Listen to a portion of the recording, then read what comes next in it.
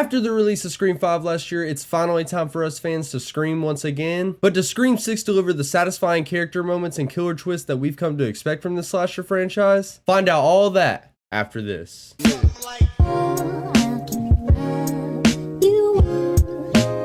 Yo, what is up YouTube? Noezone here, and today I'm going to be telling y'all what I think of the newest film in the Scream franchise, Scream 6. It is directed by Tyler Gillette and Matt Bettolini-Olpin from Radio Silence Productions, and in this installment we follow the core 4 survivors of last year's Ghostface murders who leave Woodsboro behind for a fresh start in New York City, but they soon find themselves fighting for their lives when a new Ghostface starts another bloody rampage. But that's basically the rundown of the film before I get into what I think of it. And if you're new to the channel, I am a huge fan of this franchise. I pretty much grew up with it being the only slasher franchise I could not be scared of, but I ended up loving it for so many other things when I got older. So the Scream movies definitely hold a special place in my heart, but I'm going to try to take that bias out of it so I can give y'all the best review possible. And this will be a spoiler-free review, starting with what I wanted going into Scream 6. First, I wanted this film to take a lot of big swings and risk, unlike a lot of the other Scream sequels. Because while I liked last year's Scream 5, I didn't want Scream 6 to play it as safely as that film did. Next, I wanted to see some creative kills from Ghostface, because this is my favorite slasher franchise of all time, but it has some of the most basic kills in the genre. Lastly, I wanted the 4 survivors from Scream 5 to really come into their own in this film, because I was really not attached to our new final girl, Sam Carpenter, and I only really liked a few of the new characters, so I was hoping that Scream 6 would change that. But moving on to the things that I liked about Scream 6 after watching it, and first up is that opening scene. And I can't even tell y'all why I liked it, because anything I say would be a spoiler, but I can say that it is probably a top 3 opening in the franchise in my opinion. Next, I liked how much subversion the writers used in the story. It kept me on my toes for the majority of the runtime, and I really like when this franchise switches up the very simple formula. Next, this film did take some big swings and risks like I wanted it to, which is very refreshing after Scream 5. But I would like to point out that the killer motive in Scream 5 is better than this killer motive though. Next, I love the kills and how brutal they were. And Scream 5 had some pretty gory kills in it, but this film cranks that shit up to 11 and I loved every second of it. It definitely has Ghostface at his scariest and most brutal. Next, Scream 6 has some of the most suspenseful sequences in the entire franchise. And without giving any spoilers, I can say that Gail's phone call is one of them, and the gas station scene is also really good. There are way more than just those 2 scenes though, but they were in the trailer, so that's why I mentioned them. But both of those had me on the edge of my seat, so overall I really like the suspense. Next, this film had some good chase scenes, which is honestly a great addition because in Scream 5 they kind of took that away, which was one of the most disappointing things about that film. Next, Scream 6 has some really good pacing up until the finale, and when I tell you that this film, once it picks up, it does not stop until it gets to that finale. Like if you're not getting a chase scene, you're getting a suspenseful sequence, and if you're not getting a suspenseful sequence, you're getting some good character moments. This film really is all killer, no filler, which is not something that I can say about a lot of the Scream sequels. Lastly, I enjoyed all of the core 4 survivors from Scream 5, with the standouts being Jenna Ortega as Tara Carpenter and Mason Gooding as Chad Meeks Martin. Jasmine Savoy Brown also does great again as Mindy Meeks Martin, and I would like to mention that Melissa Barrera improved her performance a lot as Sam Carpenter, and Hayden Panettiere as Kirby Reed was a great legacy character return outside of the core 4. But moving on to the things that I felt mixed about in Scream 6. And first I wanted to talk about my thoughts on Neve Campbell's absence as Sidney Prescott in this film. I thought it was pretty necessary for the story, and when the film gave us their reasoning behind the decision, it made sense. She truly would not have fit into this film at all. But at the same time, I can't help but miss her as Sydney, and she really does bring that special charm to these films. Just look at Scream 3 for example. That film is my least favorite in the franchise, but it's still a good Scream movie because it has the best version of Sidney Prescott in my opinion. Lastly, I want to talk about Courtney Cox as Gail Weathers, and I am so conflicted on whether I like her character or not in the film. She literally regresses as a character from Scream 4 and Scream 5, but she also has some of the best scenes in the film, so I don't really know how to feel about her to be honest. But moving on to the things that I did not like about Scream 6. And first, my biggest gripe was the finale and killer reveals. It just disappointed me so much compared to the previous Scream sequels, and the motive felt so dry and unoriginal. And this is honestly a really big bummer for me because I was really debating through the first 3/4 of this film if it was going to be my favorite Scream sequel or not. It was honestly a nearly perfect Scream sequel before it got to the finale. So with saying that, this is probably my least favorite finale in the entire franchise, because at least Scream 2 had some great killer performances to back that one up. Lastly, some characters have bigger plot armor than Dewey did in the first 2 Scream movies. Like genuinely so many characters that live should have died. Because I'm sorry, but if you get stabbed in your vital organs multiple times, there is no coming back from that, even with the Scream logic put on top of that. But now to get to my final thoughts on Scream 6. This film is a bloody good sequel. It probably sits around the middle of the franchise overall for me. The core 4 characters have a great dynamic and are even better than they were in Scream 5. The kills are the most brutal in the franchise, and the chase scenes had me on the edge of my seat. But my one big gripe is that the finale did not sit well with me at all. And that leads me to my overall scoring of Scream 6. And I give the story a 3 out of 5, the acting a 3.5 out of 5, the characters a 4.5 out of 5, the direction a 3 out of 5, the visuals a 3 out of 5, the sound a 3 out of 5, the pacing a 4.5 out of 5, the emotional value a 2 out of 5, the entertainment value a 4 out of 5, the casual score a 4 out of 5, and with all of that averaged out, it leads to my final score of 3.5 stars. I don't think this film is as entry level as the last film was, so you definitely want to watch the first 5 Scream movies before you go into this, but whenever you do go see it, it is best seen with a big ass crowd. But anyways, if you enjoyed my review, make sure you leave a like on the video. It really helps out the channel a lot. Make sure to sub to the channel and turn on notifications for more content like this. Make sure you share the video with a friend if you think they would enjoy it as well. Leave a comment with your thoughts on Scream 6. Don't forget to follow me on TikTok, Instagram, and Twitter at Noezone. And as always, guys, it's been Noezone.